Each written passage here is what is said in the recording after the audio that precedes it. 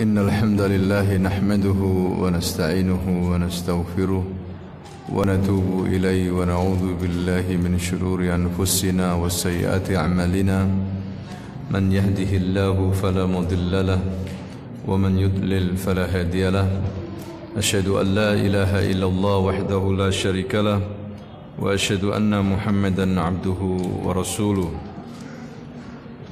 يا أيها الذين آمنوا اتقوا الله حق تقاته ولا تموتن إلا وأنتم مسلمون يا أيها الناس اتقوا ربكم الذي خلقكم من نفس واحدة وخلق منها زوجها وبث منهما رجالا كثيرا ونساء واتقوا الله الذي تساءلون به والأرحام إن الله كان عليكم رقيبا يا أيها الذين آمنوا اتقوا الله وقولوا قولا سديدا يصلح لكم أعمالكم ويغفر لكم ذنوبكم ومن يطع الله ورسوله فقد فاز فوزا عظيما أما بعد فإن أصدق الحديث كتاب الله وخير الهدي هدي محمد صلى الله عليه وسلم وشر الأمور محدثاتها وكل محدثة بدعة وكل بدعة ضلالة وكل ضلالة في النار أيها الإخوة والأخوات رحمني ورحمكم الله أوصيكم ونفسي بتقوى الله فقد فاز المتقون. Saudara-saudara ikhwan wal akhwat yang kami muliakan, alhamdulillah pada pagi hari ini kita bisa hadir di Masjid Nidaul Fitrah ini guna kita belajar tentang agama kita. Pada sesi yang kedua ini kita akan membicarakan tentang beberapa peristiwa-peristiwa penting yang terjadi di bulan Ramadan. Dan mengingat bulan Ramadan sudah dekat di hadapan kita, tentunya banyak yang harus kita persiapkan untuk agar Ramadan tahun ini lebih baik daripada keadaan kita di Ramadan tahun yang lalu. Dan kita berdoa kepada Allah Subhanahu wa taala agar Allah memberikan kesempatan lagi Ramadan tahun ini dengan kita lebih sadar dan banyak beramal saleh, lebih siap ya mental kita, keilmuan kita dan usaha-usaha untuk beramal saleh di bulan Ramadan. Karena bulan Ramadan ini bulan yang penuh barokah, bulan yang mulia, bulan yang dilipat gandakan amalan-amalan hamba, pahalanya di sisi Allah Subhanahu wa taala. Bulan yang Allah menurunkan rahmatnya, bahkan Allah mengunjungi, ya diibaratkan kata Nabi, yakhsyakumullahu fih. Ya Allah mengunjungi kalian pada bulan Ramadan ini, artinya melihat amalan-amalan kalian. Fa'arullaha min anfusikum khairah. Maka tunjukkanlah di hadapan Allah amalan-amalan kalian yang terbaik di bulan Ramadan. Hadirin sekalian yang dimuliakan oleh Allah Subhanahu wa taala, sesuai dengan tema kita pada pagi hari ini, peristiwa-peristiwa penting terjadi di bulan Ramadan. Tentunya bulan Ramadan tidak hanya syahrul ibadah, bulan kita disuruh banyak beribadah, tetapi bulan Ramadan juga di sana ada maksudnya amalan-amalan ibadah yang besar. Ya, seperti jihad, perang di jalan Allah Subhanahu wa taala. Itu terjadi di bulan Ramadan. Tentunya peristiwa penting yang pertama yang terjadi pada bulan Ramadan adalah turunnya Al-Qur'an. Ya, Al-Qur'an turun pada tanggal 17 Ramadan menurut pendapat yang kuat. Ya, dipilih oleh Allah Subhanahu wa taala, wahyunya ini turun di bulan Ramadan, bulan yang terbaik di sisi Allah Subhanahu wa taala. Yaitu ketika Nabi berada di Gua Hira, ya 3 tahun sebelum diutusnya Nabi Muhammad sebagai Rasul, Nabi ini suka mengadakan uzlah. Uzlah itu mengasingkan diri, yaitu ke Gua Hira. Ya, tujuannya apa? Nabi merenung tentang keadaan umatnya yang berada dalam jahiliyah, menyembah berhala, menyembah batu-batu atau sesuatu yang mereka buat dengan tangan mereka sendiri, kemudian dijadikan sebagai Tuhan. Mereka menyembah itu sebagai wasilah menuju Allah Subhanahu wa ta'ala. Ya, ma na'buduhum illa liyuqarribuna ila Allahi zulfa. Kita tidak menyembah mereka, itu menurut ucapan mereka, tapi kita jadikan mereka ini sebagai wasilah mendekatkan diri kepada Allah Subhanahu wa ta'ala. Tentunya ini syirik wasilah yang tidak dibenarkan, ghairu masyru'ah. Nabi juga melihat bagaimana akhlak bangsa Arab sangat rendah sekali mereka itu. Itu yang terpikir oleh Nabi dalam benaknya, pikirannya, sehingga dia selalu menyendiri di Gua Hira. Bukan menyendiri dalam arti Nabi bertapa, ya, tapi Nabi berfikir tentang umatnya. Dan yang kedua juga Nabi melihat tentang kekuasaan Allah Subhanahu wa ta'ala. Ayat-ayatnya di Jabal Nur, di Gua Hira itu atau Jabal Hira. Ya, terlihat bagaimana bintang-bintang di waktu malam, bulan, kekuasaan Allah Subhanahu wa ta'ala, sehingga menambah iman semakin kuat kepercayaan Nabi kepada Allah Subhanahu wa ta'ala.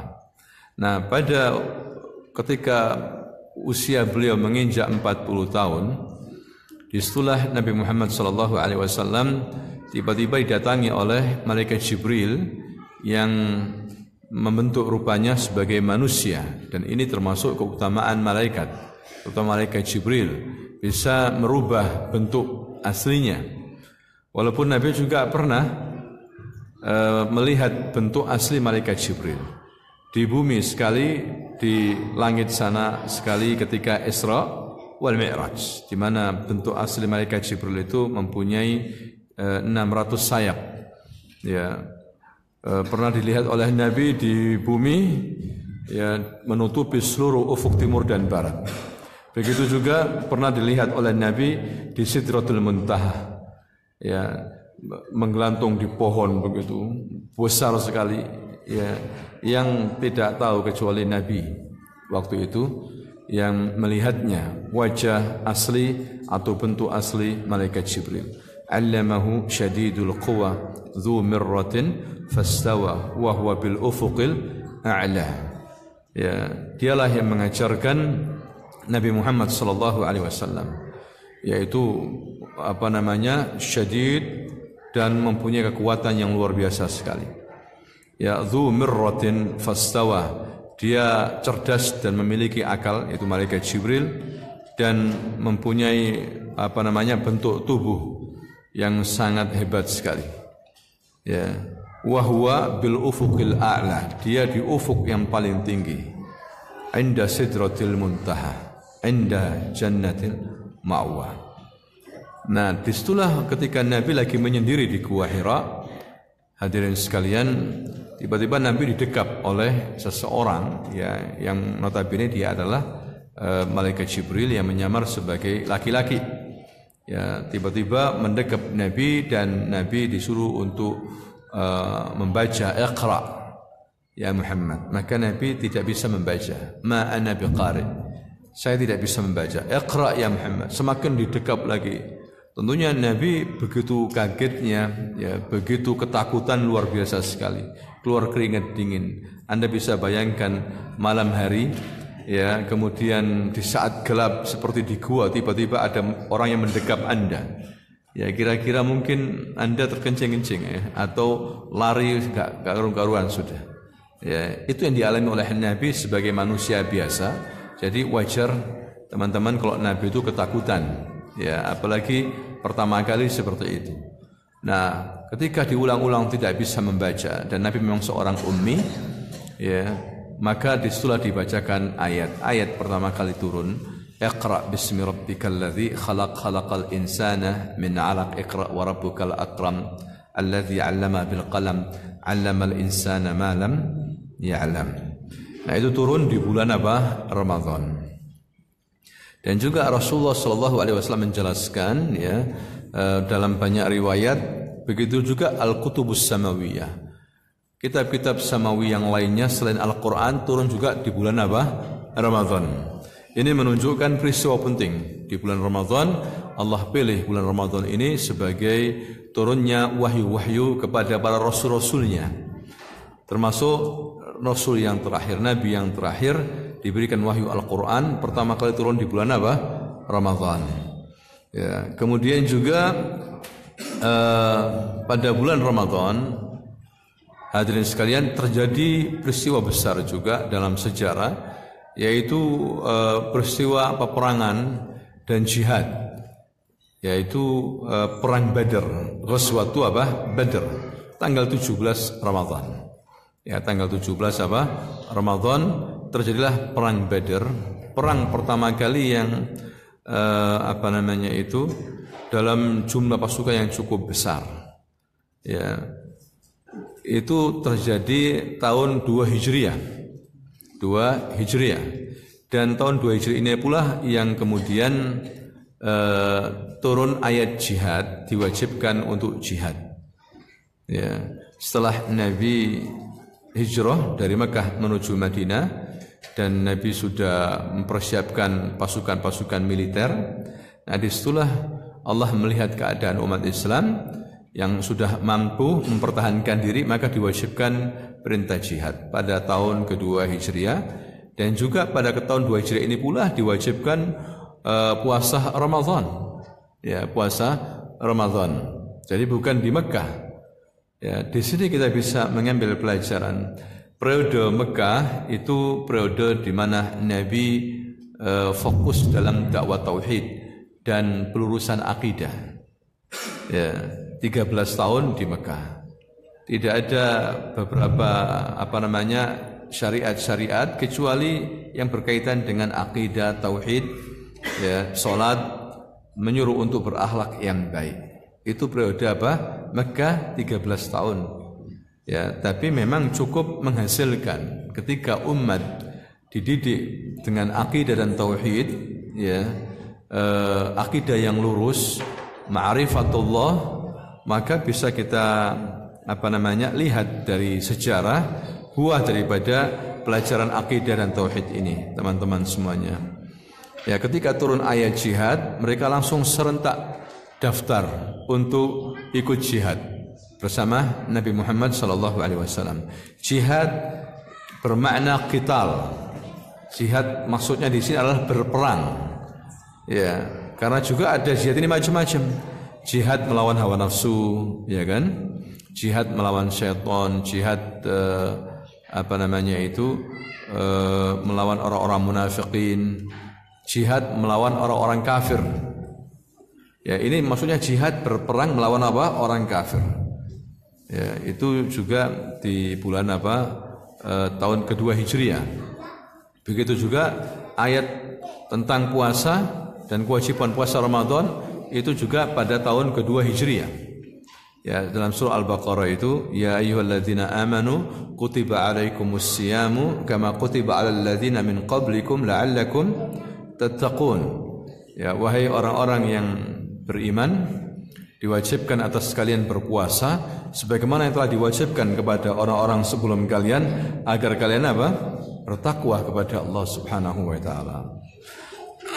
Nah, pada tahun kedua Hijriah setelah diwajibkan perang, terjadi pada bulan Ramadan perang yang luar biasa, disebut dalam sejarah maupun Al-Quran Yaumul Furqan.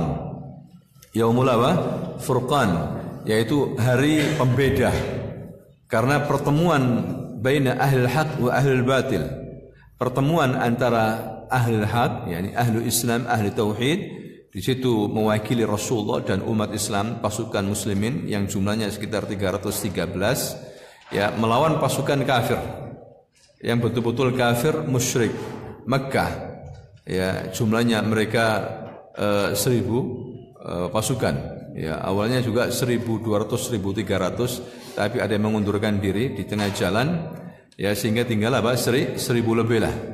Itu pasukan orang Quraisy, kafir Quraisy. Ya, bertemu di mana? Di Badar. Itu terjadi pada tanggal 17 apa? Ramadan. Ya, terjadi perang besar.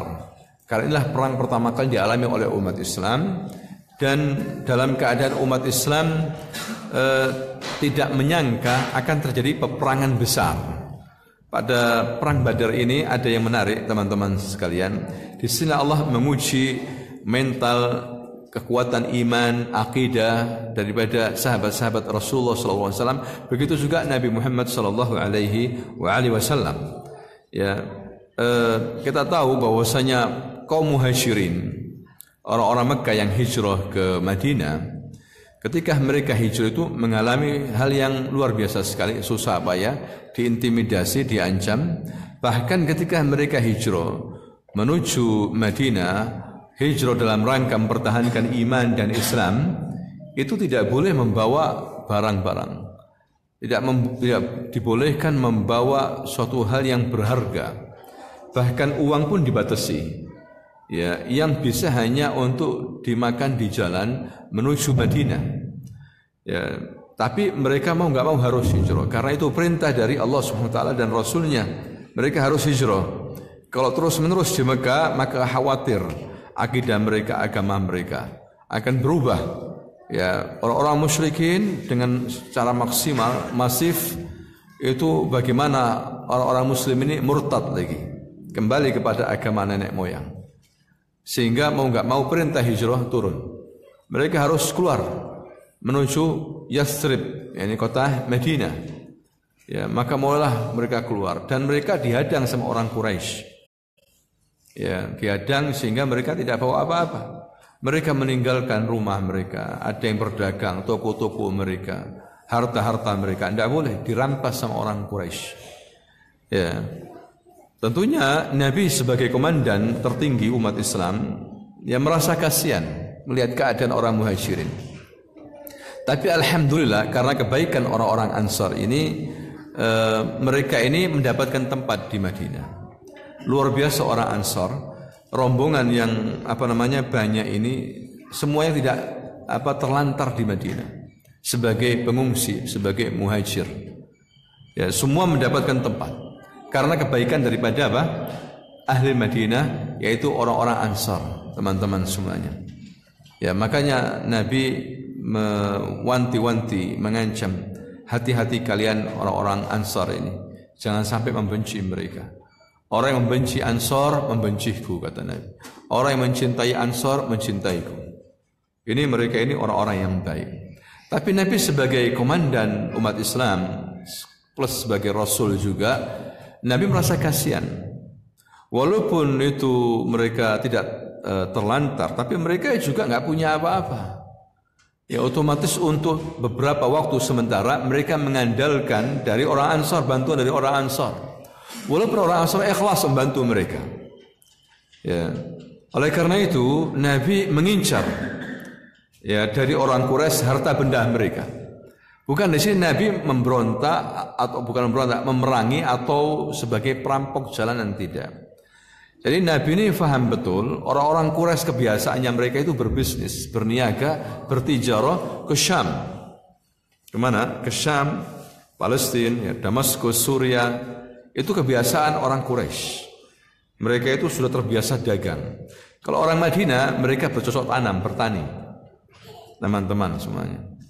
Ya. Jadi mau nggak mau orang Quraisy ini harus melewati Madinah baru ke Syam. Begitu, harus melewati Madinah. Baik itu dalam Madinah maupun di luar Madinah. Pokoknya harus melewati Madinah. Nah, Nabi ingin mengembalikan hak-haknya orang muhajirin dengan cara mengambil harta benda mereka yang mereka pulaan dari Syam, pulang mau dihadang sama Nabi. Dan itu beberapa kali terjadi, tapi tidak sampai terjadi peperangan. Sebelum 2 Hijriah itu tidak sampai peperangan. Bahkan mereka lolos begitu, sering lolos. Nah, subhanallah, Nabi mendapatkan informasi dari intelijennya, ya, Talha bin Ubaidillah dan Sa'id ibn Zaid. Ini intelijennya Nabi memang disuruh untuk mencari tahu kabar-kabar orang Quraisy perbatasan antara Syam ya dengan Madinah sana. Jauh. Nah, dua orang ini sahabat Nabi memberikan informasi bahwasanya ada rombongan dagang besar ya yang dipimpin oleh Abu Sufyan bin Harb, tokoh Quraisy. Dan itu rombongan dagang ini maksudnya adalah barang dagangannya orang-orang Quraisy, tidak hanya Abu Sufyan. Ya, cuma mereka titip pada Abu Sufyan. Itu akan pulang menuju Mekah. Rombongan dinaikkan onta-onta begitu banyak, dijaga oleh sekitar 4 atau 50 penjaga yang bersenjata, tapi bukan bersenjata perang ya, bersenjata untuk mengawal dagang. Itu beda teman-teman semuanya. Nah, saat itu Nabi langsung menyiapkan pasukan untuk menghadang Ir itu kafilah dagang ya. Berapa yang diambil oleh Rasul pasukan? 313. Dalam riwayat 315. Itulah jumlah pasukan Badar yang hampir sama dengan jumlah pasukannya Talut ketika menghadapi Jalut. Pasukannya siapa? Talut ketika menghadapi apa? Jalut. Di dalam pasukan Talut itu ada seorang anak muda namanya Dawud. Ya, Dawud inilah yang berhasil membunuh siapa? Jalut. Faqatala Dawud Jalut. Ya, katanya Ibnu Abbas ketika ditanya jumlah pasukan Badr itu sama, hampir sama dengan jumlah pasukan yang dibawa oleh Talut. Ya, pasukan yang terpilih tapi itu 313-315 ini pasukan pilihan orang-orang yang ikhlas ahli ibadah. Awalnya kan puluhan ribu itu pasukan Talut itu. Ya, tapi dites sama Talut gagal. Disuruh pulang semuanya. Ya, disuruh pulang oleh Talut. Dites oleh Talut, berjalan di padang pasir, perjalanan yang sangat panjang.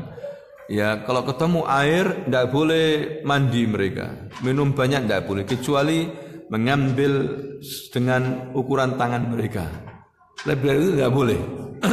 Ketika mereka merasakan kehausan, perjalanan yang begitu panjang, tiba-tiba ada danau kecil begitu air, langsung mereka mencebur apa, jangan hiraukan Talut.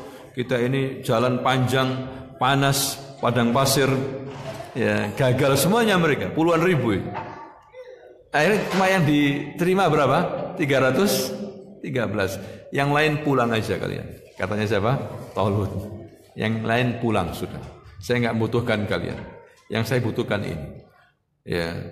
Nah, ketika mereka berhadapan dengan pasukan Jalut yang besar dan kuat, ya, ada sebagian orang yang lemah imannya. Bagaimana kita bisa menang? Ya, maka disitulah orang-orang yang beriman yang kuat imannya mengatakan wa kam min fi'atin qalilatin ghalabat fi'atan katsiratan biiznillah. Berapa banyak jumlah yang kecil bisa mengalahkan jumlah apa? Yang banyak, yang besar dengan izin dari Allah Subhanahu wa taala. Nah, begitu juga Nabi. Di sini Nabi mengikutkan orang-orang yang memang betul-betul imannya kuat. Termasuk Khulafaur Rasyidin, Abu Bakar wa Umar wa Utsman wa Ali dan yang lainnya, dan juga sebagian orang Ansar. Ya, dipilih oleh Nabi.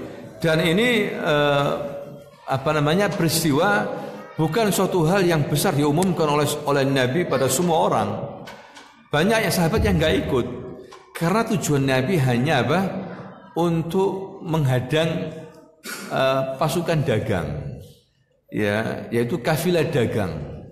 Maka persenjataannya pun sangat sederhana. Bukan persenjata berat. Karena bukan untuk perang berat, bukan. Nabi tidak mengambil atau merampok, tapi Nabi mengambil haknya orang muhajirin. Barang-barangnya mereka dirampas. Nabi ingin mengembalikan mereka. Ya, Nabi sebagai pemimpin umat Islam tanggung jawab. Karena bagaimanapun orang-orang muhajirin di Madinah ya masih miskin, kasihan juga mereka. Apalagi sama keluarga-keluarga mereka. Nah, di situ Nabi mengincar pasukan dagang itu atau kafilah dagangnya Abu Sufyan, orang-orang Quraisy. Nah, itulah sebab terjadinya perang Badar. Bagaimana dengan pasukan dagangnya Abu Sufyan? Abu Sufyan juga bukan orang bodoh. Ya, teman-teman. Dia sebelum memasuki Madinah, dia mengirim intelijen juga. Ternyata intelijennya faham Ya, dan memberitahu Abu Sufyan, ya Abu Sufyan, itu Muhammad sudah mempersiapkan pasukan ingin menghadang kita di jalan. Oh begitu. Ya, langsung Abu Sufyan memindah jalur yang dilewati yang biasa itu ke arah lain lebih jauh melalui pesisir lautan terus sampai Jeddah dan masuk Mekah. Itu. Tetapi Abu Sufyan tidaklah bodoh. Sebelum dia berangkat dia berhenti sebelum Madinah dan mengutus utusan Dhamdham Al-Ghifari. Ya, utusannya untuk memberitahukan orang Mekah dalam waktu yang cepat pokoknya. Seharusnya perjalanan mungkin 7 hari dengan naik kuda cepat itu Madinah Mekah 3 hari. Ya, dulu begitu. Kalau sekarang hanya berapa? 4 jam dengan bis AC. Ya, jalan bebas hambatan. Kalau dulu 7 hari masih berkelok-kelok, berbukit-bukit begitu, lembah naik gunung begitu dulu. Ya, Makkah, Madinah. Kita alhamdulillah sekarang semuanya dimudahkan oleh Allah Subhanahu wa taala. Ya, ternyata berhasil sampai Mekah, Dhamdham ini dan naik dari atas baru masuk Mekah. Apa yang dia lakukan? Disobek bajunya. Ya, dan dia teriak-teriak, "Airukum, airukum ya Quraisy, airukum." Kafilah dagang kamu ya Quraisy, kafilah dagang kalian. Apa? Mau dirampas sama Muhammad dan umat Islam di Madinah. Maka mereka tokoh-tokoh Quraisy langsung berunding. Ada Abu Lahab, ada Abu Jahal, Amr bin Hisham, ada Umayyah bin Khalaf dan yang lainnya berunding semua. Maka naiklah nasionalisme mereka ingin membela dagangan dan dagangan besar ini. Ya, maka disulah mereka mengumpulkan sekitar 1.200 pasukan dipimpin oleh Amr bin Hisham, Abu Jahal. Ya, hampir semuanya ikut. Tokoh-tokoh Quraisy semuanya ikut kecuali Abu Lahab. Abu Lahab tidak ikut, tapi menyuruh pegawainya atau orang yang punya hutang ikut. Yang punya hutang sama dia disuruh ikut. Nah, itulah yang terjadi teman-teman. Itu terjadi pada bulan Ramadan, tanggal 17 Ramadan, perang besar. Abu Sufyan bagaimana? Lolos. Abu Sufyan melalui pesisir lolos. Nabi kecolongan. Artinya tidak bisa mengejar siapa? Abu Sufyan, lolos. Ya, tapi Nabi mendengar kabar justru Nabi dan umat Islam akan menghadapi pasukan militer besar lengkap. Jumlahnya 1.000 orang tadi. Ya, ini suatu pertemuan yang tidak diperkirakan oleh Nabi. Setelah Nabi diuji oleh Allah dan begitu juga umat Islam. Ya, mau pulang pun tidak bisa. Ya sudah, kita sambut aja mereka di Badr. Ya, di daerah namanya Badr, nama sumur daerah Badr itu. Ya, lebih dekat dengan Madinah. Dia terletak antara Madinah Mekah tapi lebih dekat dengan Madinah, Badr. Teman-teman semuanya. Nah, disitulah akhirnya mereka bertemu dengan pasukan Badr. Padahal umat Islam waktu itu hanya menaiki 2 kuda, 70 onta cuman. Kudanya pun 2. Ya, terkadang 1 kuda dinaiki oleh 3. Nabi menaiki 1 ekor kuda dengan 3 sahabatnya. Nabi dan juga ada 2 sahabat yang lainnya. Itu menunjukkan tawaduknya Nabi, teman-teman. Padahal dia pemimpin pasukan. Nah, itulah terjadi peperangan besar dahsyat. Ya, panjang ceritanya. Yang jelas kemenangan pada umat Islam. Mereka kalah, 70 pasukan Quraisy mati, bahkan termasuk yang mati tokoh-tokoh Quraisy. Amr bin Hisham, Abu Jahal, semuanya mati tokoh-tokoh Quraisy dan dilempar oleh Rasul jenazah mereka ke satu sumur di Badr. Ya, itu peristiwa peristiwa perang Badr terjadi pada bulan Ramadan. Ya, jadi bulan Ramadan bukan bulan tidur, molor terus kan gitu ya. Tapi kita lihat dalam sejarah ternyata peperangan dahsyat di bulan Ramadan, ya, yaitu perang perang mental juga. Perang Badar itu teman-teman diuji karena yang sebagian orang muhajirin itu kan berperang bukan sama orang lain ya.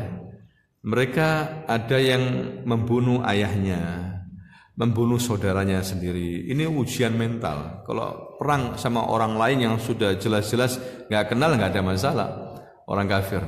Tapi ini adalah kerabat mereka sendiri, orang kampung mereka sendiri. Tapi para sahabat lolos dalam ujian ini. Ya, luar biasa sekali. Dan disitulah Allah menurunkan 1000 malaikat dan ikut serta di dalamnya juga malaikat Jibril yang membantu pasukan umat Islam. Ya, terjadi pada bulan Ramadan. Makanya ini peperangan paling bersejarah dan peperangan paling sulit yang dialami oleh umat Islam, karena mereka terutama orang muhajirin berperang sama saudara mereka, kerabat mereka sendiri. Kadang ayah ya dibunuh oleh anaknya dan sebaliknya. Ya, luar biasa ujian berat. Sehingga kemudian sahabat yang ikut perang Badar ini menonjol dan memiliki keutamaan daripada yang lainnya yang tidak ikut berperang. Kemudian Allah Subhanahu wa taala mengatakan lewat lisan Rasulnya, ya ahl Badr i'malu ma syi'tum laqad ghafartu lakum. Wahai pasukan Badar, berbuatlah sesuka kamu, aku sudah ampuni kalian. Itu janji Allah kepada ahli Badar yang dijamin masuk surga.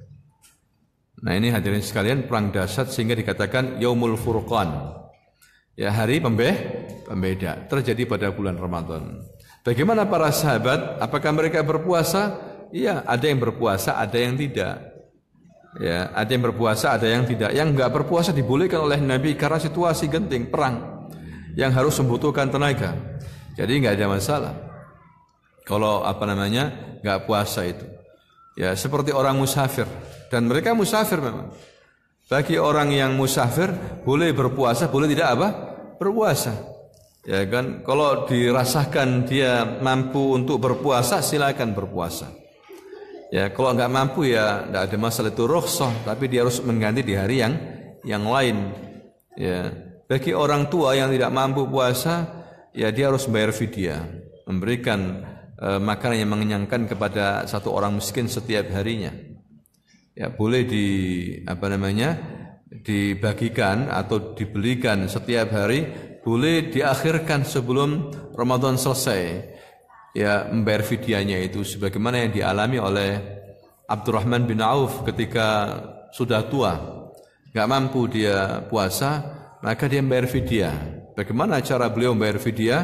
Di akhir Ramadan, sebelum Ramadan selesai, dia mengumpulkan orang-orang miskin 30 orang, kemudian dia masak masakan yang enak, disuruh makan mereka. Termasuk fidyah. Ya, bagi wanita yang hamil atau menyusui karena takut bayinya, ya boleh enggak puasa. Cuma di sini ada perbedaan pendapat di antara para ulama. Ya, walaupun pendapat yang kuat sebetulnya adalah wanita hamil atau wanita yang lagi menyusui karena takut dirinya atau karena takut bayinya itu disamakan dengan orang yang sakit. Disamakan dengan orang yang sakit. Orang sakit boleh enggak berpuasa? Boleh. Tapi dia harus mengganti di hari yang lain. Kecuali sakitnya permanen. Yang katakan oleh dokter bahwa kamu kalau berpuasa kamu akan parah dan sebagainya. Nah, itu ya sudah bayar fidyah. Tapi kalau penyakit yang enggak permanen, penyakit yang bisa sembuh, maka dia harus mengganti di hari yang lain. Nah, wanita yang hamil dan menyusui itu disamakan hukumnya dengan orang yang sakit, teman-teman. Ya, tetapi sebagian ulama mengatakan tidak usah mengganti puasa, tapi cukup dengan membayar fidyah. Dan itu katakan oleh Ibnu Abbas dan juga Ibnu Umar. Ibnu Umar pernah menyuruh putrinya untuk hanya membayar fidyah saja ketika putrinya itu hamil atau menyusui. Ini dua pendapat berbeda para ulama, ya terserah dikembalikan kepada keadaan masing-masing. Ada wanita yang tidak bisa mengganti puasa karena tahun ini dia menyusui, tahun depan hamil, menyusui lagi, tahun depan hamil, ya enggak sempat mengganti puasanya. Ya, maka mereka keberatan, ya sudah cukup membayar fidyah saja. Ya. Begitu juga pada zaman Nabi, mujahidin ada yang berpuasa, ada yang tidak kuat. Tentunya yang kebanyakan yang tidak berpuasa. Maka itu dibolehkan. Tapi dia harus mengganti di hari yang lain. Nah, itu peristiwa perang Badar ya terjadi pada bulan Ramadan, menunjukkan bahwa Ramadan bukanlah bulan sebetulnya untuk tidur saja.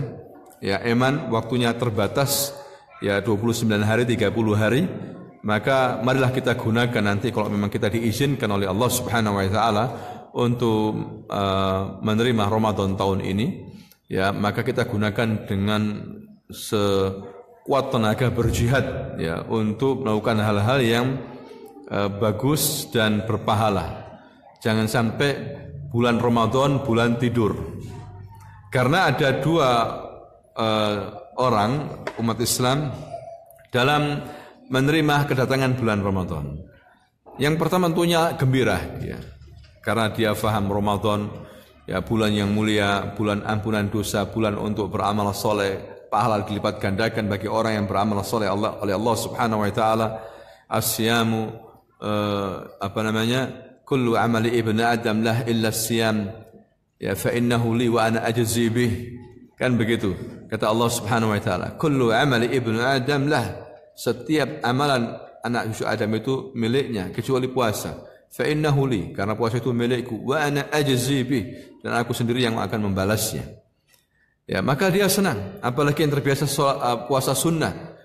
Dengan Ramadan dia begitu senang. Dan begitulah keadaan para ulama salafus saleh. Mereka berdoa selama 6 bulan agar bisa berRamadan lagi. Bisa berRamadan lagi. Ya, berdoa selama 6 bulan dengan khusyuk, dengan perasaan yang luar biasa, kadang sambil menangis. Mereka berdoa selama 6 bulan agar bisa Ramadan lagi, bisa bertemu dengan Ramadan lagi. Bila perlu semua bulan Ramadan. Bila perlu semua bulan apa? Ramadan. Ya. Karena di bulan Ramadan itu luar biasa mereka menghidupkan waktu-waktunya untuk ibadah, siang, malam, pagi, ya untuk ibadah kepada Allah Subhanahu wa taala. Apalagi idza jaa Ramadan sufirat asyayatin. Apabila datang bulan Ramadan itu dirantai apa? Setan-setan. Otomatis keadaan manusia atau umat Islam lebih baik di bulan Ramadan daripada bulan yang lain. Ya kan gitu. Maka ini disenangi oleh umat Islam yang punya iman, yang mengerti agama. Bahkan mereka setelah salat Id dan setelah selesai Ramadan, mereka masih berdoa 6 bulan lagi agar ibadahnya diterima oleh Allah Subhanahu wa taala. Ibadah di bulan Ramadan. Bahkan mereka sedih menangis ketika Ramadan selesai. Mereka ingin semua bulan Ramadan. Hadirin sekalian, senang luar biasa sekali. Ini kelompok yang pertama. Kelompok yang kedua enggak senang di bulan Ramadan ini. Orang-orang yang lemah imannya. Waduh, Ramadan lagi, jadi kering nih tenggorokan nih. Jadi kering, rambut keriting, enggak bisa apa-apa, semua warung tutup kalau siang.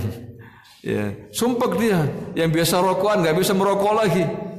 Ya, pokoknya payah sudah. Kalau mau makan sembunyi-sembunyi. Kan begitu.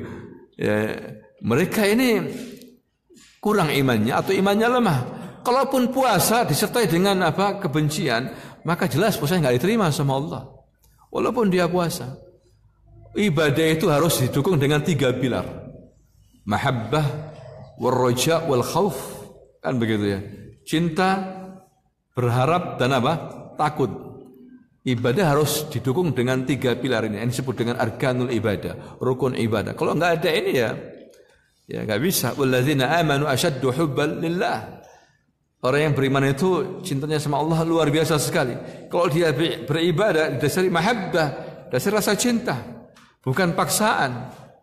Ya, orang sholat tapi benci dalam hatinya sholat. Aduh, sholat lagi, terpaksa lah aku sholat. Diterima enggak ya? Enggak diterima sholatnya. Karena dia benci. Enggak ikhlas dia. Ya, begitu juga ada sebagian umat Islam, na'udzubillah min haula, dari mereka kita berlindung kepada Allah. Jangan sampai kita juga termasuk mereka. Bulan Ramadan dia sumpah, waduh bulan Ramadan lagi. Enggak bisa makan, minum bebas kita. Ya, enggak bisa merokok, enggak bisa ini. Semuanya enggak boleh. Makan ini enggak boleh, dekat istri enggak boleh. Waduh. Ya, akhirnya digunakan tidur aja. Nanti kalau buka puasa baru bangun. Seger. Pokoknya bangun untuk sholat dok. Saya enggak tahu ini puasa orang diterima apa enggak. Karena dasarnya dengan kebencian, enggak senang. Ya. Nah, itulah hadirin sekalian Ramadan kita harus siap, ya, harus senang. Bahkan para sahabat disuruh jihad pun berangkat, disuruh jihad perang. Dan perang ini tidaklah mudah. Ya, perang ini resiko besar.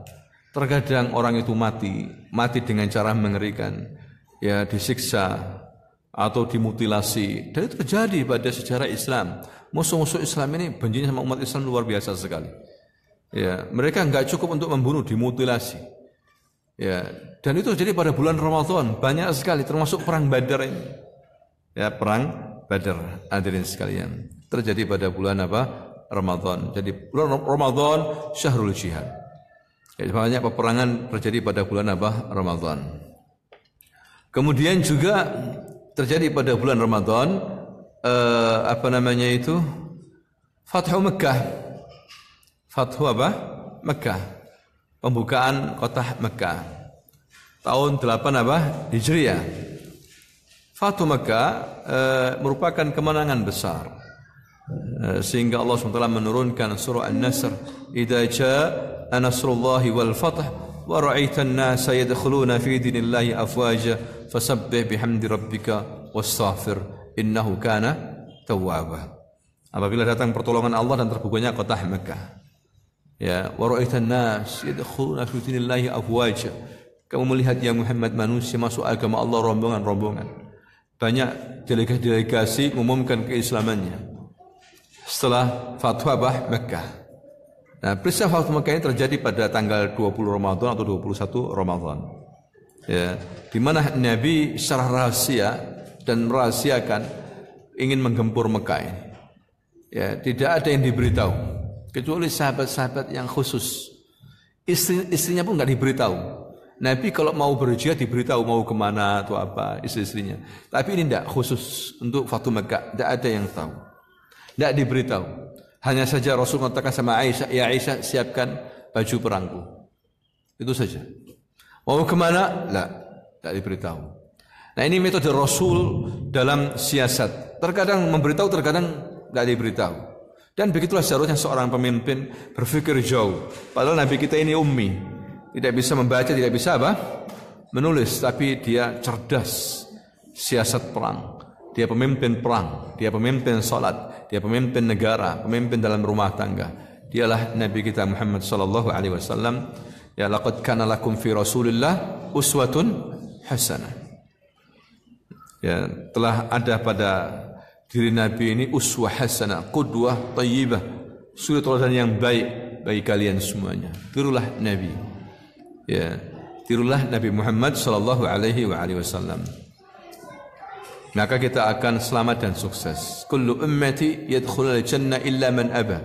Setiap umatku pasti masuk apa? Surga kecuali yang enggan. Qila ya Rasulullah wa man ya'ba. Nabi ditanya, "Ya Rasulullah, siapa yang enggan masuk surga ya Rasul?" Semua orang ingin masuk surga. Qala man asani, yani man ata'ani dakhala al-jannah wa man asani faqad aba. Siapa yang taat kepadaku, yang mengikutiku, maka apa? Dia masuk surga, dan siapa yang maksiat kepadaku, tidak mau mengikutiku, maka dia masuk neraka. Wa ma atakumur rasulu fakhudhu wa ma nahakum anhu fantahu. Ya, Fathu Mekah begitu juga hadirin sekalian terjadi pada bulan Ramadan, di mana Nabi merahasiakan mengumpulkan ada sekitar 10.000 pasukan. Ya, dibagi-bagi setiap pasukan, termasuk yang memimpin pasukan berkuda Khalid bin Walid dan yang lainnya. Ya, dan ternyata Nabi bagus sekali siasatnya, membuat orang Madinah supaya tidak was-was ya. Artinya ini siasat betul-betul jitu. Nabi itu keluar ya bersama pasukannya ke arah lain, seakan-akan bukan ke Mekah, sampai seperti itu. Di tengah jalan Nabi belok menuju Mekah. Ini siasat ketika Fathu Mekah. Ya, tapi sebelum itu terjadi sesuatu. Ketika Nabi lagi mempersiapkan semuanya, ada informasi. Nabi diberitahu oleh Allah Subhanahu wa taala melalui malaikat Jibril, "Ya Rasulullah, ada orang ya mengirimkan surat pemberitahuan menuju Mekah. Dia seorang wanita mengendarai kendaraannya menuju Mekah, memberitahu orang Quraisy tentang kedatanganmu itu." Ya, padahal ini rahasia, ajib, ada yang membocorkan berarti. Maka Rasul menyuruh Ali dan yang lainnya untuk mengejar ini perempuan. Dikejar hampir masuk Mekah, kena perempuan ini. Katanya Ali, serahkan surat itu. Saya enggak membawa surat, serahkan surat itu. Atau saya buka bajumu. Katanya siapa? Ali. Langsung menyerah perempuan ini, menyerahkan suratnya. Langsung dibawa ke Rasulullah ke Madinah. Ya, dibuka sama Rasul di hadapan para sahabat. Ya, ini dari Hatib ibn Balta'ah. Hatib ibn Balta'ah. Ya, kepada famili-familinya di Mekah. Keluarlah kalian karena Muhammad dan pasukannya akan menggempur kalian. Lebih baik kalian menyelamatkan diri. Umar mendengar hal ini enggak terima. Ya Rasulullah, kurang ajar nih ya Rasulullah. Bahasa kita gitu. Biarkan aku penggal ini orang ini ya Rasul. Munafik ini. Hatib ibn Abi Balta'ah. Kata Rasulullah, sabar. Katanya Rasul kepada Hatib ibn Balta'ah dipanggil. Ya Hatib ibn Abi Balta'ah, ada apa denganmu? Apa kamu mengkhianati Allah dan Rasulnya? Wallahi la ya Rasul. Saya ini tidak mau memberitahukan orang Quraisy. Cuma saya punya keluarga di Mekah. Saya takut dengan pasukan. Ya, niat saya hanya keluarga saja yang harus meninggalkan Mekah. Karena kalau terjadi peperangan, ya sudah berarti ada yang mati. Aku khawatir ya Rasulullah, aku tidak berada di sana. Ya, maka dimaafkan sama Rasulullah. Aku tidak berkhianat, katanya Hatib ibn Abi Balta'ah. Maka Umar tetap mendesak, ya Rasul, saya penggal aja kepalanya orang pengkhianat ini. Katanya Rasulullah menasihati Umar, ya Umar, tahukah kamu, bukankah dia ahli Badr? Dia ikut serta dalam perang apa? Badr. Tahukah kamu orang ahli Badr? Bagaimana Allah memuji, ya, menjaga ahli Badr, memberikan janji kepada ahli Badr surga. I'malu ma syi'tum laqad ghafartu lakum. Ya, beramallah sesuai dengan apa yang kalian kerjakan. Apa saja bekerja atau berbuat apa saja. Sudah setelah ini aku sudah ampuni kalian. Kepada ahli Badr. Ini pentingnya perang Badr, hadirin sekalian, dan utamanya ahli Badr. Ya, sudah dia masuk surga. Berarti kalau Allah sudah menjamin orang masuk surga, berarti orang ini hatinya baik. Enggak mungkin orang masuk surga hatinya enggak baik. La yadkhul jannah illa nafsul mu'minah, nafsul thayyibah. Tidak masuk surga kecuali orang yang beriman, orang yang punya hati baik, kan begitu. Ya. Maka Umar baru sadar dan menangis. Umar sadar akan kesalahannya dia. Nah, inilah hadirin sekalian, Fathu Mekah. Maka Nabi berangkat sama 10 pasukan, mengepung Mekah dari segala penjuru pintu-pintu Mekah. Ya, orang Mekah kaget lihat pasukan Rasulullah begitu banyak, menyerah mereka, tidak bisa berbuat apa-apa. Ya, maka Nabi mengumpulkan mereka di halaman Masjidil Haram. Sebagian mereka berkumpul di mana? Halaman rumahnya Abu Sufyan. Dihargai Abu Sufyan oleh Nabi. Ya, padahal dia musuh. Nah, tapi dia masuk Islam waktu Mekah itu. Masuk Islam dia. Tahun ke-8 Hijriah dia masuk Islam. Sedangkan anaknya Muawiyah itu sudah masuk Islam tahun ke-7 Hijriah, tapi dia sembunyikan imannya karena takut bapaknya, Muawiyah bin Abi Sufyan. Ya, tapi teman-teman, walaupun mereka ini masuk Islam ini baru, tapi mereka orang-orang pintar dan setelah itu mereka mengabdi kepada agama Allah. Abu Sufyan begitu juga berjanji akan mengeluarkan hartanya di jalan Allah Subhanahu wa taala. Muawiyah begitu juga orang cerdas, bahkan dipercaya oleh Nabi, dipercaya sama Abu Bakar sama Umar menjadi gubernur. Dipercaya oleh Nabi sebagai katibul wahyu, penulis wahyu. Padahal baru masuk Islam. Abu Hurairah begitu juga masuk Islam tahun ke-7 Hijriah pada waktu perang Tabuk. Ya. Tapi dia di antara sahabat yang paling banyak menghafal hadis, Abu Hurairah ini. Sehingga orang-orang orientalis, orang-orang liberal itu menuduh Abu Hurairah yang bukan-bukan. Masa Abu Hurairah ini baru masuk Islam banyak meriwayatkan hadis sampai 5.374 hadis, ya, mengalahkan sahabat-sahabat senior yang lainnya. Bagaimana menjawab pertanyaan seperti ini? Maka para ulama membela Abu Hurairah. Para ulama membela Abu Hurairah, menulis kitab-kitab membela Abu Hurairah. Permasalahannya adalah bukan kita ini atau bukan orang itu bersama Nabi sebentar atau lama. Tapi permasalahannya bagaimana istifadah, mengambil manfaat. Ya, mengambil apa? Manfaat. Banyak orang bersama Nabi hijrah, para sahabat hijrah bersama Nabi mulai dari Mekah, hidup dalam suka dan duka, perjuangan. Sampai di Madinah begitu juga, tapi nggak dapat ilmu atau nggak meriwayatkan hadis kecuali sedikit. Karena mereka sibuk dengan tijarah atau jihad seperti itu. Tapi nggak menulis hadis, tidak menghafal hadis. Orang biasa. Ya, padahal hidup bersama Nabi sebelum apa? Hijrah. Masuk Islam sebelum hijrah. Tapi ada orang yang baru masuk Islam seperti Abu Hurairah bersama Nabi hanya 3 atau 4 tahun. Tapi bagaimana dia mendapatkan hadis yang begitu banyak? 5.374 hadis. Diserang Abu Hurairah sama orang-orang talis. Ya, memang orang-orang talis, orang liberal ini ingin menghancurkan Islam dari sahabat. Abu Hurairah, kalau Abu Hurairah digasak, maka syariat ini hilang. Kan begitu. Banyak syariat ini hilang karena kebanyakan syariat hadisnya dari apa? Abu Hurairah. Ya, Abu Hurairah baru masuk Islam. Pada tahun ke-7 waktu perang Tabuk dia datang menemui Rasulullah membaiat Nabi. Hadirin sekalian.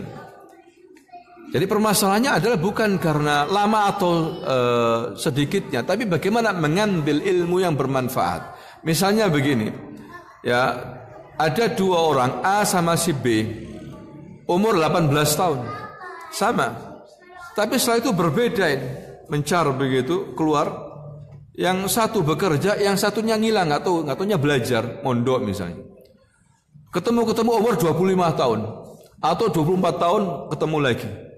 Ya beda, yang ini hanya dagang saja, nggak tahu ngaji, nggak tahu hadis, kan begitu. Hanya dagang aja. Ini sudah tahu hadis, sudah mungkin hafal Quran, sudah wajar, ya kan? Karena dia mengambil istifadah, mengambil manfaat dalam hidupnya itu. Ada orang masuk Ramadan, ada 2 keadaan. Ketika keluar Ramadan, masya Allah diterima sama Allah, mendapatkan ampunan, masya Allah mendapatkan khair kasir, kebaikan yang banyak. Yang satunya tidak. Yang khususnya dosanya nggak diampuni. Kenapa? Karena waktu Ramadan dia hanya sia-sia, waktunya digunakan untuk hal-hal yang nggak manfaat. Kan begitu, bisa saja kan? Ya, sama-sama hadirin sekalian. Abu Hurairah begitu juga, dia mengatakan, aku lahir miskin. Ya, dia termasuk ahlu suffah. Orang-orang fakir miskin yang dikasih oleh Nabi tinggal di masjid. Bukan dalam masjid, di emperan masjid. Suffah itu emperan masjid. Ada sekitar 90-70 orang, ada yang mengatakan ratusan. Mereka nggak punya rumah, nggak punya harta. Tapi mereka orang-orang yang membersihkan diri, rajin belajar agama. Termasuk Abu Hurairah, dia mengatakan, aku belajar bersama Rasul setelah masuk Islam dan bersama Rasul dan tidak berpisah sama Rasul kecuali apa? Ketika Rasul pergi ke istrinya tidur, baru berpisah denganku. Yang lainnya orang Ansar Muhajirin sibuk dengan perdagangannya, sibuk dengan jihad. Maka aku wajar menghafal hadis itu, 5.374 hadis. Ya, Abu Hurairah radhiyallahu anhu wa ardhah. Hadirin sekalian. Maka memang mereka ingin menghantam dari sisi ini. Orang liberal mereka bagaimana caranya supaya umat Islam ini ingkar sunnah. Ya, begitulah orang-orang talis, ya, seperti orang-orang barat itu mendidik anak-anak umat Islam di negeri barat, akhirnya pulang apa? Pulang akhirnya ingkar sunnah. Termasuk Harun Nasution itu. Ya, dididik di barat sana, pulang langsung. Ya, tidak percaya sama hadis ini, hadis ahad, tidak percaya sama ini, tidak percaya sama ghaib dan sebagainya. Nah, itu tujuan mereka. Ya, kita kembali kepada Fathu Makkah. Jadi mereka kemudian menyerah, orang-orang musyrikin, kemudian dimaafkan sama Nabi. Dan Nabi tidak balas dendam. Ini akhlak mulia Nabi Muhammad sallallahu alaihi wasallam. Ya, disuruh pergi aja sudah. Mereka ini, pergi kalian ke rumah-rumah kalian, kalian bebas sudah. Tidak ditahan sama Nabi. Kecuali orang-orang ada 1, 2, 3 orang, 5 orang yang memang sangat benci sama Nabi, itu yang dieksekusi sama Nabi. Ya, yang maksudnya yang sahabat-sahabat yang harus dibunuh. Tapi yang lainnya kemudian dibebaskan dan Nabi tidak balas dendam. Nah, itu kebaikan Nabi Dan akhirnya apa? Mereka masuk Islam. Mereka masuk Islam. Ini peristiwa besar ini. Ya, masuk Islam teman-teman. Orang-orang Arab akhirnya masuk Islam. Rombongan masuk Islam. Menyatakan keislaman. Begitu juga negeri-negeri yang lain, suku-suku yang lain, sehingga waktu itu wufud delegasi menyatakan sebagai Muslim. Kecuali orang Yahudi. Orang Yahudi susah masuk Islam. Pada zaman Nabi, dan mereka melihat Nabi, yang masuk Islam itu tidak lebih daripada 10 orang. Tidak lebih daripada apa? 10 orang. Bayangkan, mereka melihat mukjizat, melihat kebesaran, tanda kekuasaan Allah, tapi tidak mau masuk Islam. Memang berat. Apalagi sekarang, pada zaman Nabi aja nggak lebih dari berapa? 10 orang. Nah itulah orang-orang Yahudi. Falamma arafu kafaru bi. Ya, mereka mengingkari. Nah itu terjadi pada bulan Ramadan, Fathu Mekah, teman-teman. Kemudian juga pada bulan Ramadan juga sebelum hijrah itu terjadi juga peristiwa penting di mana Ummul Mukminin istri Nabi Khadijah binti Khuwailid wafat. Ya, wafat usia 65 tahun. Itu pada bulan Ramadan. Ya, sebelumnya juga sebelum Ramadan bulan Rajab meninggal lebih dulu pamannya. Jadi pamannya Nabi Abu Thalib meninggal, baru setelah itu sebulan lagi siapa istrinya Khadijah binti Khuwailid. Maka tahun itu disebut dengan tahun Amul Huzni, tahun kesedihan. Isra wal Mi'raj terjadi kapan itu? Setelah meninggalnya Khadijah. Ya, antara tahun 10 Hijriah atau 11 Hijriah. Ya, makanya tidak ada dasar yang kuat tentang tanggal bulan Isra wal Mi'raj. Seperti yang dilakukan oleh umat Islam di Indonesia. Tanggal 27 Rajab. Kalau tanggal 27 Rajab bulan 10 Hijriah, maka salah itu. Karena apa? Karena bulan Rajab setelah wafatnya siapa? Khadijah pada bulan Ramadan Khadijah. Ya. Kan Rajab, kemudian Sya'ban, kemudian apa? Ramadan. Ya. Nah, ini juga salah hadirin sekalian. Maka pendapat-pendapat tentang tanggal Isra wal Mi'raj ini pendapat lemah. Ya, walaupun memang kebanyakan umat Islam tanggal 27 Rajab. Ya, seperti sebagian ulama ahli tarikh mengatakan Isra wal Mi'raj tanggal 17 Rabiul Awal, sebagian yang lain mengatakan tanggal 7 Rabiul Awal, sebagian yang lain 17 Rabiul Akhir, sebagian yang lain mengatakan 29 Ramadan, sebagian lagi mengatakan 27 Rajab. Jadi tidak ada yang baku dalam penentuan Isra wal Mi'raj. Maka sebetulnya tidak usah diperingati tanggal 27 Rajab karena dasarnya lemah. Ya. Tapi kita tetap mempelajari, mengenal karena kejadian Isra Mi'raj ini penting sekali. Ya, penting sekali dan tertulis secara mutawatir dalam Al-Qur'an maupun hadis-hadis Nabi Muhammad sallallahu alaihi wasallam. Sedang peringatannya tidak seharusnya karena tidak ada ajaran dari Nabi kita Muhammad sallallahu alaihi wasallam. Jadi bulan Ramadan juga Nabi ditinggal istri tercinta Khadijah binti Khuwailid. Nabi sendiri yang menguburkannya dan Nabi merasa kehilangan karena Khadijah ini istri yang tidak tergantikan. Cintanya sudah luar biasa, melekat dalam diri Nabi.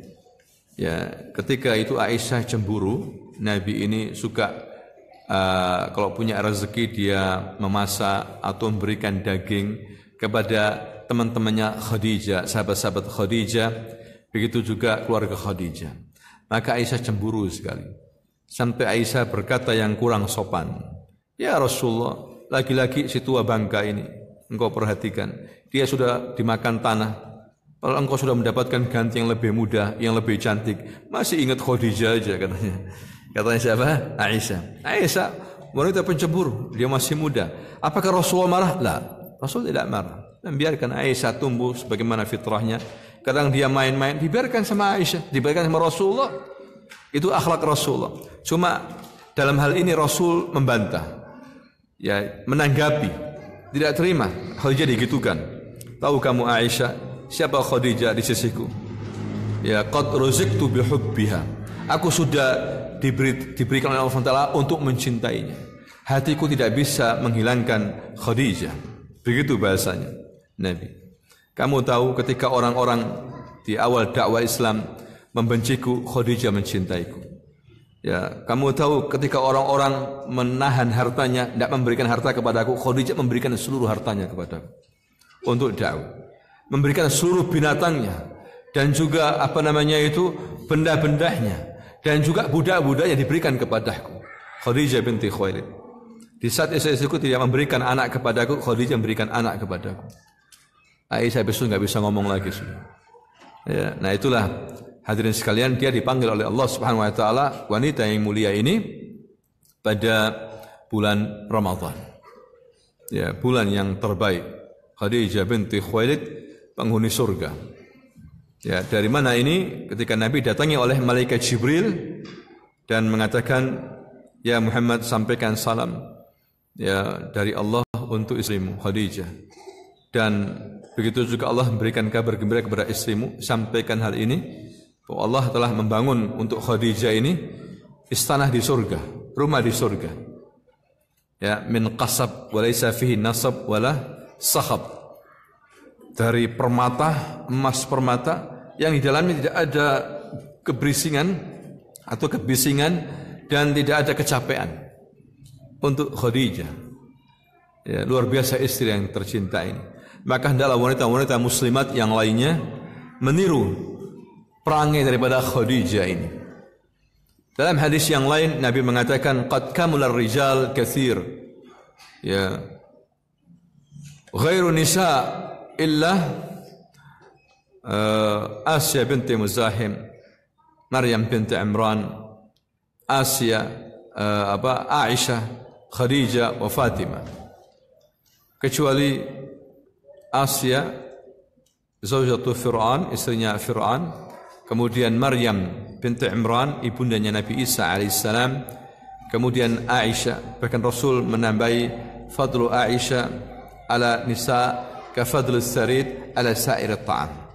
Keutamaan Aisyah daripada wanita-wanita yang lain seperti keutamaan sarid atas makanan yang lainnya. Apa itu sarid? Sarid itu makanan seperti bubur, memang bubur, tapi dibuat dari gandum. Ya, kemudian ditaruh di dalamnya apa? Daging kambing. Ya, makanan kalau ada daging enak. Karena daging sayyidut ta'am. Sayyidnya apa? Ta'am, katanya para ulama. Ya. Nah, itulah sarid dengan makanan yang lainnya. Jauh. Rasul mengibaratkan Aisyah seperti itu. Aisyah seperti sarid, ya, daripada makanan yang lainnya. Nah, itu Rasul memuji Aisyah. Begitu juga yang keempat Khadijah, dan yang kelima adalah Fatimah binti Rasulullah sallallahu alaihi wasallam. Ini wanita mulia, teman-teman. Dan banyak sejarahnya bisa dibaca untuk menambah iman bagi wanita-wanita ini. Begitu juga Maryam binti Imran, masih muda, Masya Allah, ahli ibadah. Padahal masa muda ini banyak pengaruhnya. Jarang anak muda yang ahli ibadah. Kebanyakan main-main ke sana kemari, apalagi wanita, kecuali wanita yang salihah. Maryam hidupnya untuk ibadah, sehingga dikasih karomah. Didatangi oleh malaikat Jibril, diajak bicara sama malaikat. Begitulah ahli ibadah, dimuliakan sama Allah Subhanahu wa taala. Waliyya min awliyaillah. Maryam binti Imran. Ya, dan diabadikan kisahnya dalam Al-Qur'an. Bahkan ada nama dalam surah Al-Qur'an, namanya surah apa? Maryam. Ya, ya Maryam, uqnuti warka'i ya li rabbiki wasjudi li rabbiki warka'i ma'ar raki'in. Ya Maryam, hendaklah kamu beribadah kepada Allah, banyaklah sujud untuk Tuhanmu dan rukuklah bersama orang-orang rukuk. Maka Maryam langsung menjalankan hal ini. Dia banyak salat, banyak ibadah, tidak peduli dunia dan yang lainnya. Ya, sampai kemudian dikasih karomah oleh Allah, makanan datang sendiri, buah-buahan datang sendiri. Ya, makanya orang yang ahli ibadah jangan khawatir. Dijamin oleh Allah Subhanahu wa taala. Buktinya apa? Ya Maryam, innallaha astafaki wa tahharaki wastafaki ala nisa'il alamin. Ketika Maryam sebagai ahli ibadah, perempuan salihah, abidah, qanitah, zahidah, apa balasannya Allah? Ya Maryam, sesungguhnya Allah memilih kamu, mensucikan kamu, memilih kamu dari segala wanita yang ada ini. Itu apa namanya? Balasan dari siapa? Allah Subhanahu wa taala. Maka ini pelajaran bagi kita juga. Misalnya hadis Nabi Muhammad sallallahu alaihi wasallam, "Ihfadillah yahfadka." Ihfadillah yahfadka. Jagalah Allah, Allah akan menjaga kamu. Jagalah Allah, ya, jagalah perintah-perintah Allah. Jagalah jangan sampai kita maksiat, jaga kehormatan. Allah akan menjaga kamu, menjaga istrimu, menjaga anak-anakmu, menjaga kesehatanmu. Begitu, teman-teman. Nah, pada bulan Ramadan ini kesempatan yang luar biasa sekali, ya. Maka kita kita gunakan dengan sebaik-baiknya. Sebetulnya banyak peristiwa terjadi pada bulan Ramadan. Saya ringkaskan di sini. Turunnya perintah zakat juga terjadi pada bulan Ramadan. Ya. Lahirnya Husain bin Ali juga pada bulan Ramadan. Nabi menikah dengan Zainab juga pada bulan Ramadan. Perang Khandaq, ya, juga pada bulan Ramadan. Perang Tabuk begitu juga pada bulan Ramadan. Peristiwa perang Ainun Jalut. Peristiwa Ainun Jalut itu peristiwa di mana umat Islam berhasil menghancurkan Mongol. Peristiwa besar ini. Mongol pernah menghabisi umat Islam. Jutaan umat Islam dibantai habis sama Mongol pada zaman Ibnu Taimiyah. Ya. Jadi luar biasa karena umat Islam sudah jauh dari agama, dihinakan oleh Allah Subhanahu wa taala dan menguasai Syam. Tapi lambat laun akhirnya umat Islam bergerak, sadar. Ibnu Taimiyah juga memimpin pasukan ini. Ya, dia berhasil mengusir Mongol. Termasuk perang besar Ainun Jalut. Itu berhasil mengusir Mongol sampai keluar dari negeri Arab dan negeri Syam. Habis sudah. Ya, Mongol. Walaupun akhirnya mereka juga banyak yang masuk Islam, Mongol ini. Tapi menghabisi umat Islam luar biasa sekali. Dihabisi umat Islam, lari ke gunung dikejar, dibantai. Lari ke gua dihabisi, lari ke rumah-rumah dihabisi. Ya, ini sejarah hitam umat Islam. Terjadi pada bulan Ramadan. Begitu juga Salahuddin Al-Ayyubi mengambil alih Baitul Maqdis, perang besar lawan orang-orang Romawi terjadi pada bulan apa? Ramadan. Ya, masuk Spanyol bulan Ramadan. Tariq bin Ziyad pada bulan apa? Ramadan. Kemerdekaan RI 17 Agustus pada bulan apa? Ramadan, tanggal 9 Ramadan, hari Jumat. Tokoh-tokoh kita ini juga ngerti Ramadan, hadirin sekalian. Ngumumkan pada waktu yang pas, bulan Ramadan, hari Jumat lagi. Cuma jarang disebutkan. Anak-anak kita nggak tahu, taunya 17 Agustus saja, 1945. Padahal pada bulan Ramadan itu, ya tanggal 9 Ramadan, hari Jumat lagi. Proklamasi kemerdekaan. Ya, sebagai syukur kepada Allah Subhanahu wa taala, diumumkan pada hari Jumat. Sayyidul Ayyam, hari Jumat ini. Sayyidul Ayyam. Karena waktunya sudah habis katanya. Ya sudah. Dilanjutkan pertanyaan. Ada yang bertanya, kami persilahkan.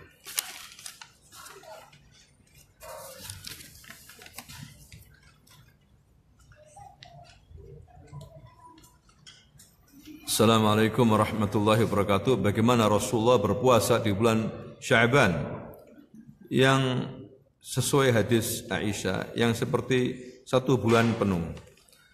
Yang pertama yang saya jawab langsung, memang Rasulullah SAW disebut oleh Aisyah tidak pernah berpuasa yang begitu lama selain Ramadan kecuali Sya'ban.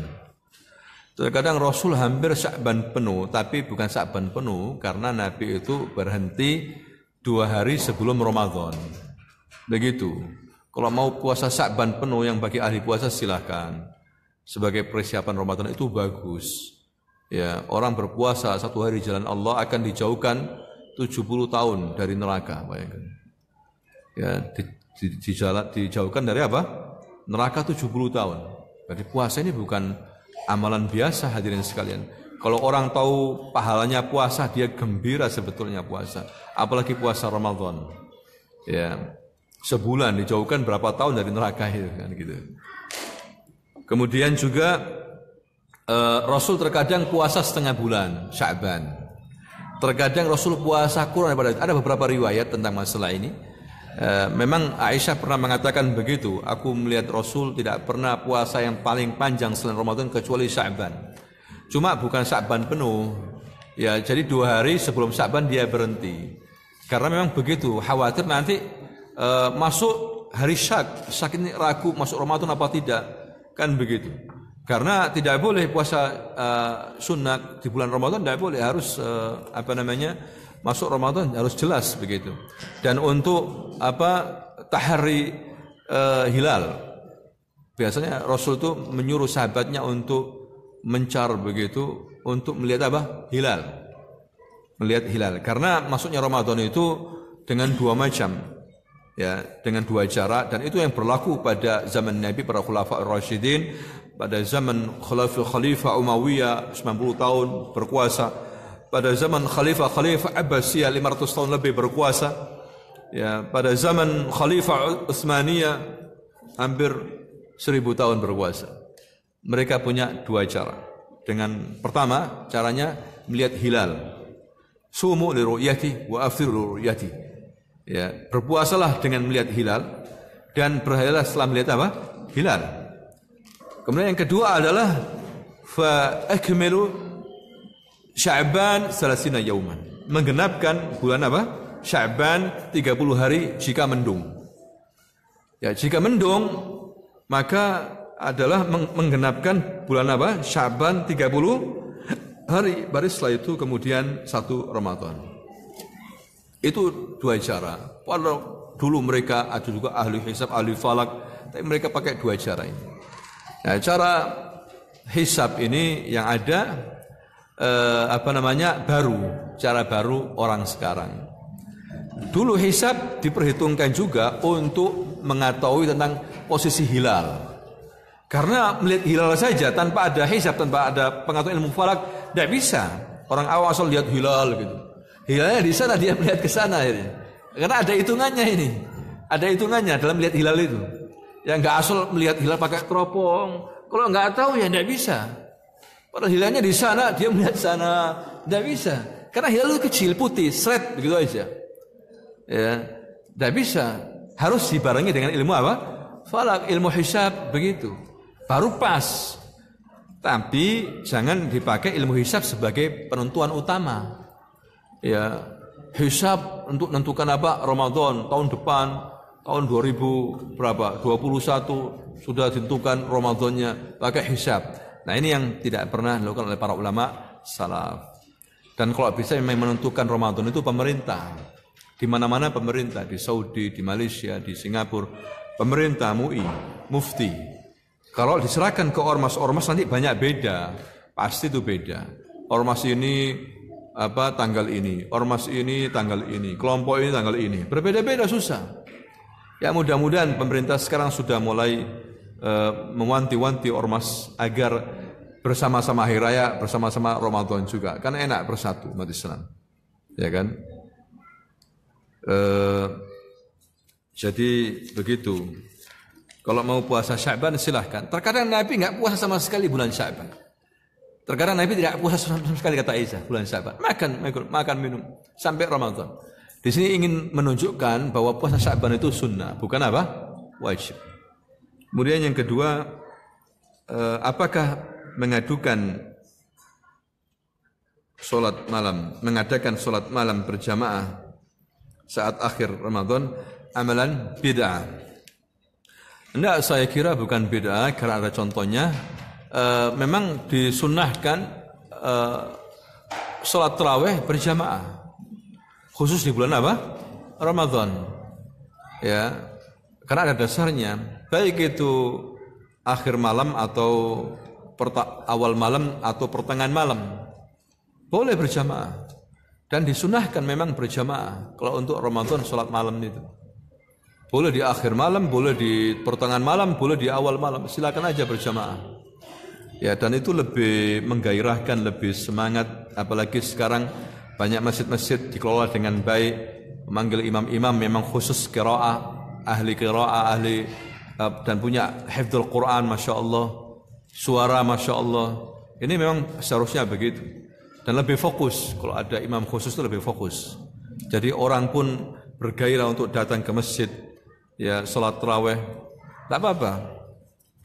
Nabi karena pernah mengerjakan sholat malam tarawih berjamaah, tapi cuma 3 hari. Setelah itu nggak pernah lagi. Ya, khawatir tadi itu diwajibkan. Nabi sholat pertama sendiri, kemudian datang sahabatnya di belakangnya, datang lagi banyak. Ya, hari keempat Nabi nggak muncul lagi, nggak muncul lagi. Khawatir apa? Wajib. Karena Nabi itu langsung diikuti oleh para sahabat. Apapun diikuti oleh para sahabat. Ya, itu bedanya kita dengan sahabat, hadirin sekalian. Kemudian ada pertanyaan juga, bagaimana jika seorang perempuan yang sudah tua ketika bulan Ramadan ingin ibadah, sholat jamaah, tadarus, sholat tarawih, etikaf, buka bersama, bahkan sahur juga, silakan. Ibadah, tidak apa-apa. Seorang wanita kalau ke masjid jangan dilarang, asalkan aman dan tidak berhias, tidak pakai minyak wangi, tidak apa-apa, silakan. Bulan Ramadan bulan ibadah, mau tadarus, mau zikir, mau apa, silakan. Ya tadi itu asal lihat-lihat juga dia punya tanggungan enggak, kan gitu. Kalau dia nggak punya tanggungan, anak-anaknya sudah dewasa, dia ingin menghabiskan umurnya untuk ibadah, silakan, enggak apa-apa. Ada yang nganter, ya enggak apa-apa, silakan saja. Ya, untuk ibadah kepada Allah Subhanahu wa taala. Mumpung Ramadan, memang harus ijtihad, harus banyak ibadah. Para ulama begitu juga, kata Imam Malik, kalau sudah datang bulan Ramadan, dia libur mengajar hadis. Dia fokus pada dirinya. Tidak mau diganggu dia. Tadarus, hatamkan Quran, ibadah di masjid, tidak mau diganggu. Ada saya dulu waktu jadi panitia masjid Ramadan etikaf, dulu saya sering jadi panitia, tapi di daerah Semarang sana itu banyak pengusaha-pengusaha, kalau Ramadan tidak mau diganggu dia. Ya, dia sudah menyempatkan diri, ngomong sama istrinya, anak-anaknya di etikaf di masjid, sudah 30 bulan. 30 hari maksudnya. Bukan 30 bulan, 30 hari. Habis Id baru pulang dia. Enggak apa-apa, silakan, bagus. Yang penting anaknya diopeni, istrinya diopeni, kan gitu.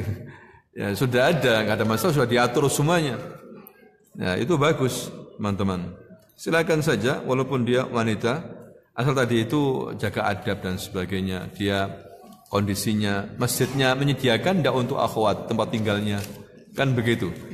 Karena bagaimana ada panitianya. Kita waktu itu memang panitia, betul panitia. Waktu etikaf ada laundrynya, ada yang masak khusus makanannya, ada posnya, mau telepon, mau ini, ada semuanya kita layani. Ya. Dan ada tempat tidurnya, rapi, bagus tempat tidurnya apa. Kita layani semuanya. Ya memang bayar berapa lah gitu. Jadi ada kajian-kajiannya, ya ada waktu kosong, ada kajian, begitu. Nanti kita datangkan imam dari Saudi, hafal Quran, wah tambah penuh waktu itu, ya masjid.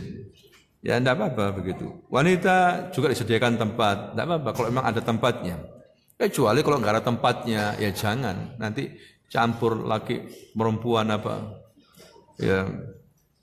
Kemudian para ulama mempersiapkan Ramadan 6 bulan sebelumnya. Iya, mereka berdoa agar sampai umur mereka pada bulan Ramadan. Sebenarnya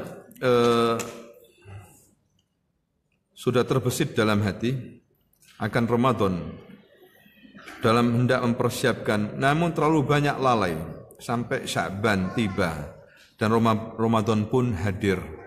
Bagaimana mengatasi kelalaian ini? Ya dengan kita ikut belajar-belajar seperti ini, teman-teman, Bapak Ibu, kita akan menjadi faham akhirnya. Ya, bahwa Ramadan ini sangat berharga, sangat penting sekali. Ya, bahkan dengan hadis Nabi itu orang itu rugi ketika masuk Ramadan, keluar Ramadan enggak diampuni dosanya, rugi, diaminkan oleh Nabi. Ya, jadi jangan sampai kita melalaikan Ramadan. Diberitahu mulai sekarang anak-anak, makanya kan disuruh puasa, latihan berlapar-lapar diri di siang hari mulai sekarang. Mungkin diprediksi nanti Ramadan ini panas. Ya, jangan sampai Ramadan masuk baru kaget, loh Ramadan tak ini. Waduh, kayak apa lemes begitu. Waduh, Ramadan lagi. Nah, akhirnya nggak ada persiapan. Ya, tiba-tiba kaget. Ya, mau loncat ke dapur baru tidur, lu Ramadan, waduh, kaget. Nah ini tidak benar. Seharusnya sebagai pemimpin rumah tangga, apalagi suami, apalagi ibu, harus mempersiapkan ini, memberitahu, dipersiapkan fikih Ramadannya, dipersiapkan mentalnya, dipersiapkan apanya, ya, membuat gairah ibadah, dipersiapkan juga uangnya. Uang perlu ya, uang perlu untuk sedekah, untuk belanja. Ya tapi jangan berlebihan itu saja. Silakan mengumpulkan uang untuk Ramadan, untuk bersedekah. Karena sedekah di bulan Ramadan berbeda pahalanya dengan apa? Di luar Ramadan. Kemudian bolehkah waktu i'tikaf ya tetap aktif buat komunikasi sama suami karena waktu i'tikaf bawa anak yang masih kecil? Ya dikondisikanlah. Sah-sah aja komunikasi sama suami, boleh. Ya, boleh dikondisikan kalau ada anak bagaimana. Nanti kan ada panitianya. Panitianya mungkin memberikan syarat atau enggak memberi syarat, tergantung panitianya. Dulu saya waktu panitia tidak ada anak kecil memang. Semuanya orang dewasa semuanya. Demikianlah Bapak Ibu, mudah-mudahan bermanfaat. Jazakumullah khair. Subhanakallahumma wa bihamdika asyhadu an la ilaha illa anta astaghfiruka wa atubu ilaik. Assalamualaikum warahmatullahi wabarakatuh.